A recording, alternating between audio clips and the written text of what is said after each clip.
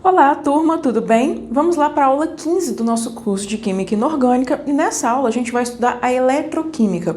O que estuda a eletroquímica? A gente aqui basicamente vai estudar movimentação de elétrons. Toda vez que eu tenho movimentação de elétrons, eu tenho corrente elétrica, ok? Então, para iniciar o nosso estudo, a gente vai relembrar o que é oxidação e redução, porque aqui a gente vai ver a oxidação e a redução de uma maneira muito detalhada, tá? Então aqui eu comecei nas reações de oxirredução. Olha o que eu tenho. Eu tinha um zinco simples, 0, NOx 0, substância simples, indo a zinco 2+. O que acontece quando você sai do NOx 0 e vai para um NOx 2+? Toda vez que você tem aumento de NOx, a gente diz que ali aconteceu oxidação, tá? Então toda vez que eu tenho aumento de NOx, aconteceu uma oxidação. Acontece que aqui na eletroquímica eu vou escrever essa oxidação e essa redução de maneira muito detalhada. Por quê? Quando ele sai de 0 e vira 2+, se ele fica positivo, significa que ele perdeu 2 elétrons, concorda? Então esse lado, para ficar equilibrado, eu tenho que somar 2 elétrons. É assim que a gente vai escrever a oxirredução aqui na eletroquímica. Dá uma olhada aqui, ó. Eu tinha cobre 2+, e foi para cobre 0. Quando eu saio de 2 para 0, eu estou tendo uma diminuição do valor do meu NOx, não é? Aqui a gente diz que aconteceu uma redução. E aí, para eu sair de 2+, que era positivo, para 0, significa que eu ganhei 2 elétrons, ou seja, aqui eu vou escrever cobre 2+, mais 2 elétrons e virou cobre 0, ok? Só para a gente relembrar alguns conceitos. Vamos lá relembrar também o balanceamento por oxirredução. Não é a minha intenção aqui fazer o balanceamento, é mostrar quem é o agente redutor, quem é o agente oxidante, que vai ser muito cobrado aí nas questões para vocês, tá? Então aqui eu vou colocar na parte de cima o valor do NOx total da molécula, na parte de baixo o NOx de cada elemento. Então aqui em cima eu tenho 2 potássios, então eu tenho um total de mais 2. Eu tenho 7 oxigênios num total de menos 14. Quanto falta para equilibrar? Falta mais 12, concordam? Então, mais 2 mais 12 mais 14, menos 14, 0, equilibrou a molécula. Embaixo eu vou colocar o NOx do elemento. Então, qual o NOx do potássio? Mais 1. Qual o NOx do cromo? Eu tenho 2 cromos com NOx 12. Então, aqui ele tem o NOx mais 6. NOx do oxigênio, menos 2. H2O, eu tenho um total de menos 2 de oxigênio e de mais 2 de hidrogênio, sendo que o hidrogênio aqui ele é mais 1, oxigênio menos 2. Ok aqui? Enxofre, substância simples, ele está sozinho, então ele tem NOx 0. Então fiz todo mundo dos reagentes. Agora vamos ver nos produtos. Hidróxido de potássio, eu tenho potássio mais 1, oxigênio menos 2, hidrogênio mais 1. Aqui é o total, aqui eu vou colocar de cada átomozinho separado. Então, todo mundo aqui. Cr2O3. O oxigênio eu tenho 3, então eu tenho um total de menos 6. Quanto que eu preciso para equilibrar aqui no cromo? Eu preciso de mais 6.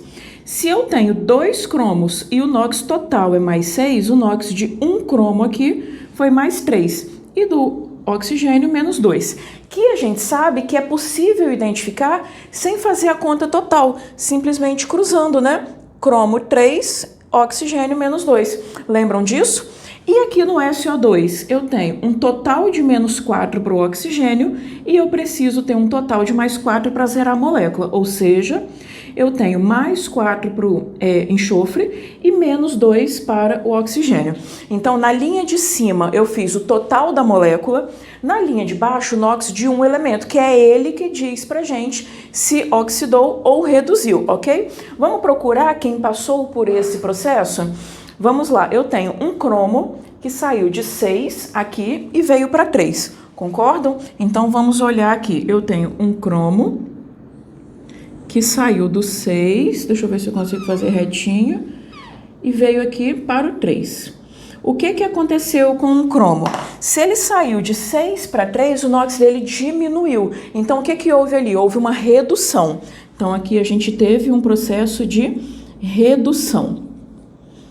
Vamos ver quem é o próximo elemento. Eu tenho enxofre, que era 0 aqui e passou a ser 4 aqui. Então, o NOx dele aumentou, ou seja, ele sofreu oxidação. Então, aqui eu tenho um enxofre que saiu, peraí, para ficar mais retinho, que saiu do 0 e chegou ao 4. Então, aqui, o meu enxofre, ele sofreu oxidação. O que eu quero que vocês aprendam para que na hora de resolver as questões, que vocês vão ver que tem muita questão teórica nesse capítulo, você nunca mais se confunda. Esse cromo, ele sofreu redução, não foi? Então, ele é o agente oxidante, ele serviu para oxidar alguém, tá? Então, quem sofre redução é o agente oxidante. Neste caso, quem é o agente oxidante? Não é o cromo, é a molécula inteira. Então, o agente oxidante é K2, Cr2O7, ok? Próximo, enxofre. A gente viu que ele sofreu oxidação, saindo de 0 para menos 2, ou melhor, de 0 para 4. Se ele sofre oxidação, ele é o agente redutor. Foi ele que fez alguém passar por redução. Então, quem sofre oxidação aqui é o agente redutor. E quem é o agente redutor? Nesse caso, quem fez a mudança? O enxofre sozinho. Então, é só o enxofre, tranquilo? Eu não vou fazer o balanceamento em si. Eu quero que vocês consigam identificar quem oxidou, quem reduziu e quem são os agentes oxidantes e redutores. Porque o balanceamento, vocês já estão craques em fazer, eu espero. E se não tiver, precisa, porque balanceamento cai muito. E é base para qualquer outro conteúdo. Vocês vão ver que tem várias questões que ele trata de um assunto qualquer, mas ele fala, dada a equação não balanceada, tá? Então, isso daqui é muito importante. Ainda tem dúvida? Volta lá na aula 6 de reações, assiste de novo, faz de novo, até você ficar craque, tranquilo? Próxima coisa que a gente vai estudar e que é base, que é muito, muito, muito importante é a pilha de Daniel. O que é uma pilha? É quando você gera corrente elétrica, tá? Então, fazer uma pilha é fazer alguém que gere corrente elétrica. Então, olha bem a situação que eu tenho. Eu vou explicar de maneira rápida e resumida para você entender de uma vez por todas o funcionamento da pilha de Daniel. Eu tenho uma plaquinha de cobre e uma plaquinha de zinco.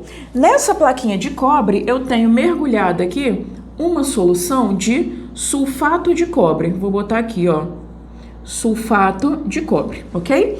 Na plaquinha de zinco, eu tenho mergulhada uma solução de sulfato de zinco. Então, eu tenho ZnSO4, sulfato de zinco, ok? O fazendo esse experimento, eles perceberam o que aconteceu. Aconteceu o seguinte: lá na placa de zinco eu tive uma corrosão, ela foi diminuindo. Então aqui, ó, eu tive uma perda do tamanho da minha placa. Eu tive uma corrosão. Enquanto do lado de cá na placa de cobre, eu tive um aumento do tamanho da placa. Então aqui a minha placa ficou um pouquinho maior. Vamos analisar uma coisa. Se eu tenho corrosão, eu estou soltando zinco da placa, concorda?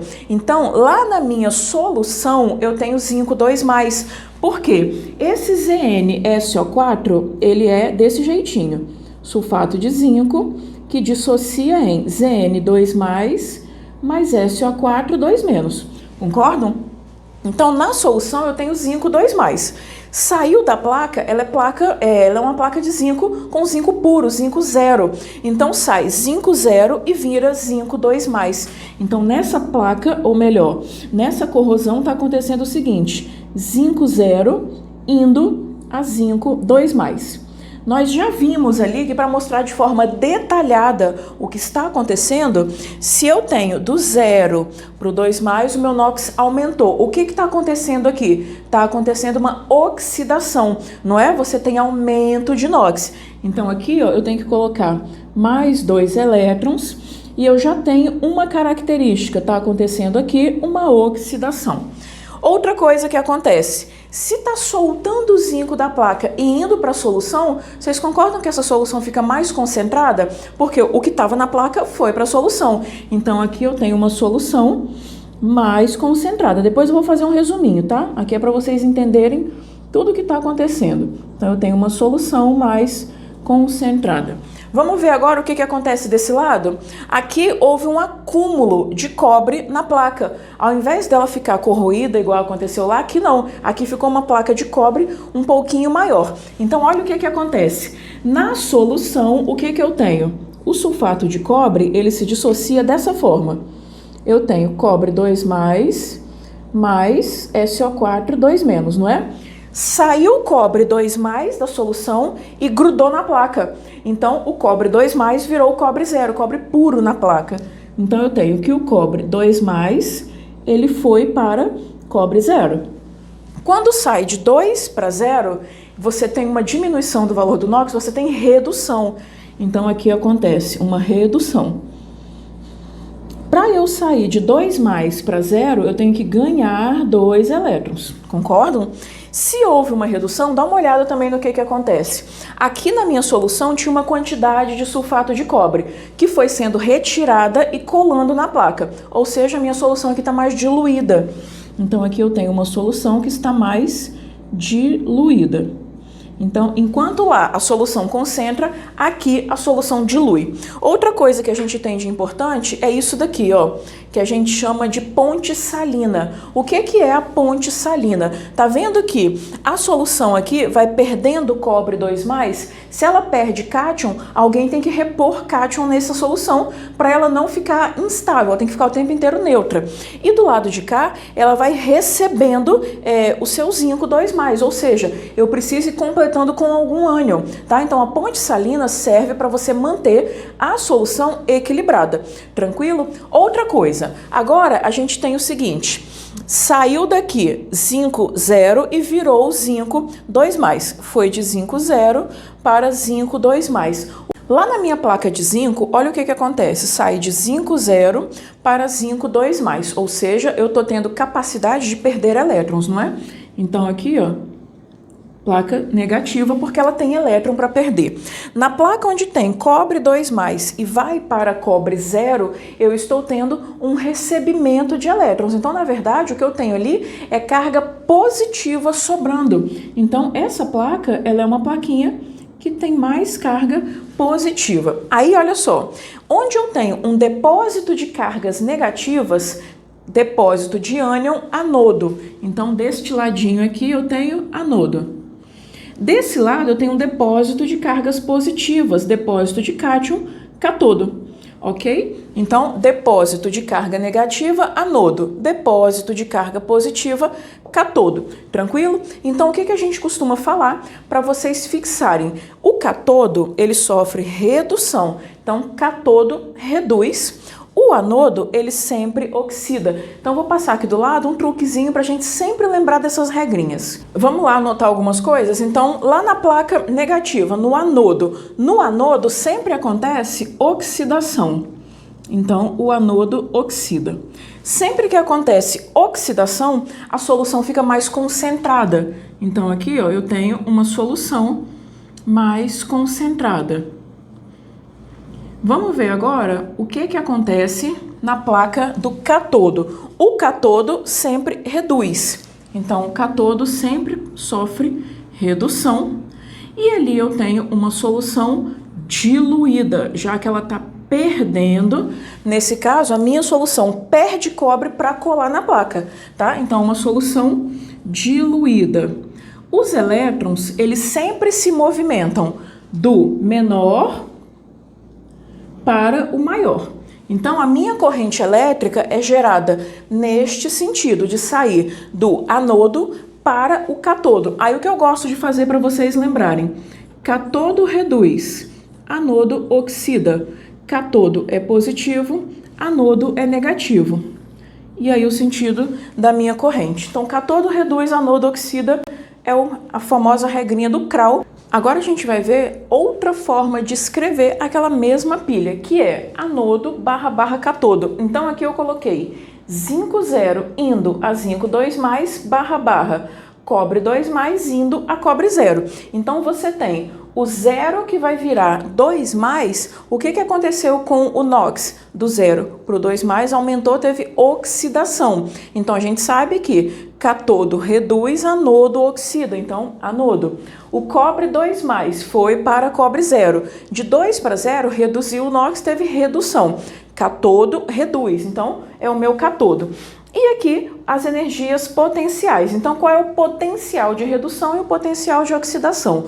O que significa ter potencial para alguma coisa? Ter vontade, ter capacidade. Então, o potencial de redução é qual a capacidade daquele elemento de reduzir. E o potencial de oxidação é qual a capacidade de oxidar, ok? Quando você vai medir a DDP da pilha, você sempre faz o potencial maior menos o menor. Para, na maioria dos casos, a gente tem uns valores, ter como resposta valores positivos, tá? Aqui eu tenho, olha os dois exemplos. O potencial de cobre 2+, ir a cobre 0 é mais 0,34 volts. E o zinco 2+, ir a zinco 0, menos 0,76. A gente vai descobrir aqui quem está oxidando e quem está reduzindo. Vamos lá. Sair de cobre 2+ para ir para 0, a mesma coisa aconteceu no zinco, de 2 para 0 você tem redução, concorda? Então, esses potenciais que foram dados são potenciais de redução. Então, eu tenho uma capacidade de redução para o cobre de 0,34 volts e para o zinco de menos 0,76. Então, nesta pilha, quem está reduzindo, quem tem mais vontade de reduzir é o meu cobre. Então, aqui sofre redução e aqui é quem sofre oxidação. E como que você faria se você quisesse saber, por exemplo, qual é o potencial de oxidação? Eu vou escrever o mesmo que está aqui, então eu tenho o potencial, só que agora de ir para cobre 0 para cobre 2+. E como fica o valor? Troco o sinal. Então, ao invés de mais 0,34 volts, menos 0,34 volts. Aí eu vou fazer o potencial de oxidação de zinco saindo do 0 e indo para 2+. Quando eu tenho esse aumento aqui, ó, da carga do 0 para o 2+, a gente tem uma oxidação. E qual vai ser esse potencial? Mais 0,76. A gente troca o sinal. Vocês vão perceber uma coisa muito interessante. Lembra que eu falei que o potencial é qual a capacidade que tem de oxidar ou de reduzir, né?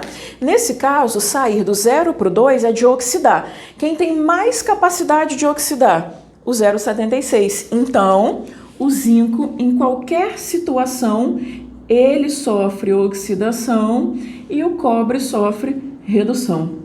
Tá vendo? Então, independente do potencial que ele te der, a pilha formada é exatamente igual. Tranquilo? Vou resolver com vocês agora o treinando, tá? Deixa eu só passar ele aqui. Ele diz o seguinte: a cauda bordaleza é uma alternativa empregada no combate a doenças que afetam folhas de plantas. Sua produção consiste na mistura de uma solução aquosa de sulfato de cobre 2. Então, a gente vai trabalhar com o cobre 2+, com óxido de cálcio, e sua aplicação só deve ser realizada se estiver levemente básica. A avaliação rudimentar da basicidade dessa solução é realizada pela adição de 3 gotas sobre uma faca de ferro limpa, ferro puro. Então, eu vou trabalhar com ferro puro, ferro 0. Após 3 minutos, caso surja uma mancha avermelhada no local da aplicação, afirma-se que a cauda bordaleza ainda não está com a basicidade necessária. O quadro apresenta os valores de potencial padrão de redução para algumas semi-reações de redução. A equação química que representa a reação de formação da mancha avermelhada é: vocês têm uma tabela com vários elementos. Quais elementos eu vou procurar na minha tabela para descobrir a reação que eu estou querendo? Onde tenha o cobre 2+ e o ferro 0. Então, ferro 0 eu tenho na segunda linha e o cobre 2+ na terceira. Então, eu tenho aqui, ó, ferro 3+, mais 3 elétrons, ele vira ferro 0. Aqui tá ok. E depois eu tenho cobre 2+, mais 2 elétrons e ele vira cobre 0. ok? Como ele não me perguntou qual é o potencial de redução, eu nem vou escrever ele aqui, porque não vai fazer diferença. O que é que eu vou precisar para descobrir a minha reação retirando os elétrons? Porque aqui eu estou mostrando para vocês uma reação bem detalhada, mostrando onde é que ganhou, onde é que perdeu. O que eu preciso não é isso, eu preciso da reação em si. Então eu vou fazer mais ou menos uma lei de Hess. E o que a lei de Hess diz pra gente? Que você tem que ter os mesmos elementos em lados trocados para eu poder simplificar, né? Então, eu tenho 3 elétrons aqui e 2 aqui. Alguém precisa inverter essa reação.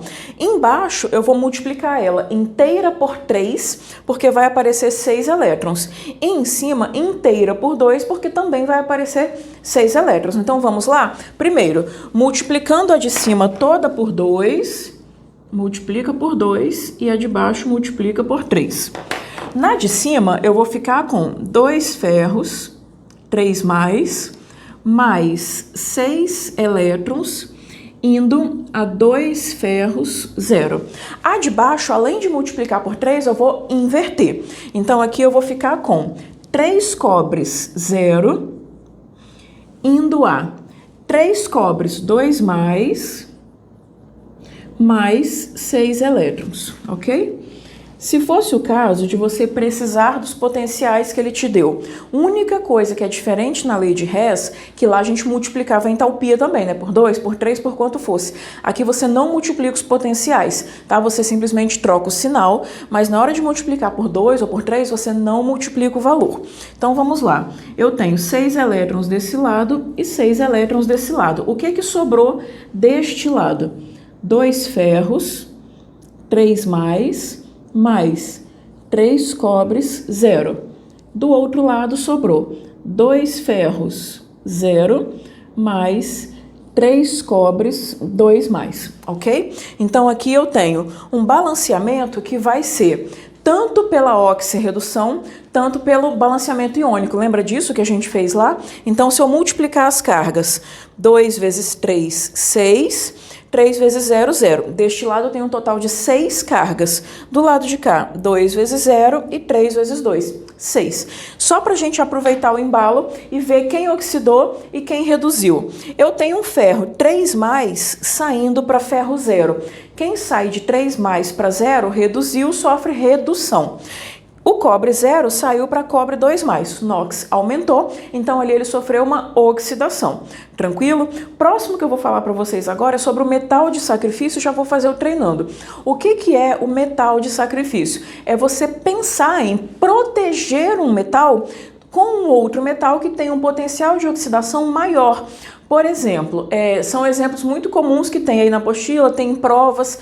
Como que protege o casco do navio? Se ele for feito de alumínio, eu tenho que proteger com um metal que tem um potencial de oxidação maior que do alumínio. Então, o alumínio tem uma capacidade de oxidar, tem um valor. Eu vou calcular agora, ou melhor, eu vou encontrar um elemento que demore ainda mais para oxidar que o alumínio, tá? Então, a ideia é que o potencial de oxidação do material que vai ser protegido tem que ser menor do material que é o protetor, ok? Vou apagar para passar aqui no quadro e já fazer o treinando com vocês. Vamos lá. Falando aqui do metal de sacrifício, que eu já tinha adiantado um pouco, o que a gente tem? O potencial de oxidação do material protetor tem que ser maior que o potencial de oxidação do protegido. Então, aqui eu tenho o potencial de oxidação do protetor tem que ser maior que o potencial de oxidação do protegido, ok? Vamos lá resolver o treinando. Depois vocês vão ver que tem até mais exercícios na lista para fazer. A imagem a seguir apresenta um metal de sacrifício parcialmente corroído ligado a um casco de navio. Caso o casco do navio seja de ferro, quais dos seguintes metais poderiam ser utilizados como metais de sacrifício? Então, eu preciso me basear em potenciais de oxidação, ok? Na lista que ele me deu, todo mundo sai do 2 para o 0. Todo mundo ali é potencial de redução. E como que eu descubro o potencial de oxidação? Troca o sinal, não é? Então, o potencial de oxidação daqui é menos 0,337 volts. O potencial de oxidação do níquel, ele é 0,25 volts. O potencial de oxidação do ferro, ele é 0,44 volts. Potencial de oxidação do zinco, ele é 0,76, vou botar o 3 volts. Potencial de oxidação do alumínio, 1,66 volts. Potencial de oxidação do magnésio, 2,37 volts. Então, ele me perguntou qual que pode ser usado. E o casco do alumínio é feito de ferro. Então, o casco do alumínio tem este potencial. Eu preciso de elementos que tenham um potencial de oxidação maior que ele. Então, quem vai ser da minha lista? Pode ser o zinco, pode ser o alumínio e pode ser o magnésio. Cuidado com uma pegadinha. Aqui eu tenho esses 3 elementos. Deixa eu só conferir se tem isso no gabarito. Magnésio, alumínio e zinco, tem. Tomem um cuidado. Para fazer revestimento do navio, esse material vai ficar o tempo inteiro em contato com a água. Os elementos da família 1A e 2A são altamente reativos com água, eles fazem bases muito fortes. Então, elementos da família 1A e 2A geralmente não podem ser usados.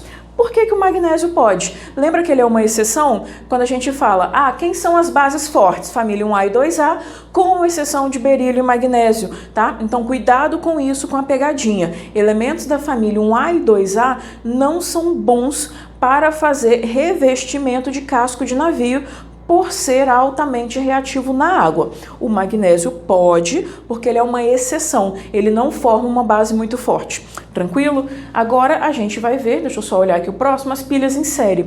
O que é uma pilha em série? Vocês já estudaram isso lá na física. Uma pilha em série é ligar uma pilha juntinho da outra. Por que a gente liga uma pilha coladinha na outra? Porque eu quero somar a quantidade de energia da pilha. Quer ver uma coisa? Quando você compra um equipamento que precisa de 4 pilhas para funcionar, uma lanterna, um carrinho, um brinquedo, qualquer coisa. Cada pilha ela tem 1,5 volts. Se você precisa colocar 4 pilhas, é porque ele precisa de 6 volts, tá? Então, somar as pilhas, somar as DDPs é isso. Você colocar pilhas em série e você vai somando. Como que eu faço a ligação das minhas pilhas? Polo positivo com polo negativo, porque é essa configuração que faz eu somar as DDPs, tá? Se você liga polos iguais, o que vai acontecer é que você não soma as DDPs, você subtrai. Quer ver uma coisa muito simples? Você tem lá o seu controle da televisão, que tem 2 pilhas. Se você liga com polos iguais, ela não funciona. Por quê? Quando você liga polos iguais, o que você faz é subtrair as DDPs, tá? Então, lá nas pilhas em série, basicamente o que a gente tem é isso daqui, ó. Uma pilhazinha, polo positivo e negativo, ligada em outra pilhazinha com polo positivo e negativo, e assim por diante, tá? Então, positivo com negativo, a gente sempre liga polos diferentes. Então, vamos supor que aqui eu tenho energia 1, energia 2, energia 3. Qual é o total de DDP para minha pilha, né? Para minha ligação? A energia total vai ser a soma de todas as DDPs das suas pilhas, sejam elas quantas forem, ok? Vamos resolver o treinando? Então, aqui no treinando, ele diz o seguinte. Ele me deu todo um texto aqui, aí eu vou lá já no texto 2 para dar uma adiantada na vida. Em sistemas bioeletroquímicos, os potenciais padrão apresentam valores característicos. Para as biocélulas de acetato, considere as seguintes semi-reações de redução e seus respectivos potenciais. Nessas condições, qual é o número mínimo de biocélulas de acetato ligados em série necessários para se obter uma diferença de potencial de 4,4 volts? Então, primeira coisa, descobrir qual é a DDP. Como que a gente vai fazer a DDP? O maior menos o menor. Lembra que eu passei para vocês? Então, vai ser o maior potencial menos o menor. Então, aqui é o maior e aqui é o menor. Então, aqui eu tenho um total de o maior 0,8 menos o menor de menos 0,3. Então, eu tenho uma energia total de 1,1 volts. Isso daqui é para uma biocélula, né? Uma biocélula. Só que ele quer ter um total de 4,4 volts. Se uma biocélula me dá isso, quantas eu preciso para ter 4,4? 4, né? Ou se você quiser, você faz a regrinha de 3. Deixa eu colocar aqui do lado. Então, eu tenho uma biocélula me dá 1,1 volts. Quantas biocélulas para eu ter 4,4 volts? Então, o meu X vai ser igual a 4 biocélulas. Fechado? Então, chegamos aqui na partezinha das pilhas, bem tranquilinho até agora, né? Deixa eu ver qual é o próximo passo. Então, agora a gente vai estudar eletrólise ígnea e eletrólise aquosa. A ígnea é aquela que acontece a seco e a aquosa, né, como o nome já diz, vai acontecer na presença de água.